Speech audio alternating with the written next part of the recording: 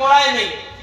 से वृद्ध बापा से वृद्धाश्रम रे रुहंतु किंबा घरे रुहंतु घर कोणरे तो बसिकिरे बापा मां माने कांदुचंती ठीक हमर श्रवण पणियार कुमार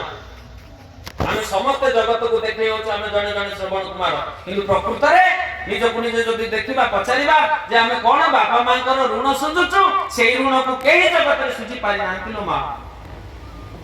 अस्तु किंतु से श्रवण कुमार जो भाव कथा कह जाए ताको आमे बुझिबा किंतु ए तत्व को ए दर्शन को टिके निहाती भाव में जानिबा दरकार ए जो अंधबुझामणा हम मानक भीतर रहिछि जे संसार सत्य ईश्वर को के जानि नाहे से कथा हमकु जानिबा को पड़िबो ए जगत होछि मिथ्या ए जो सब हम मन रे भ्रांति कर धारणा अंधबुझामणा सब रहिछि से केमिति ताको ए कांधरु हटै दबा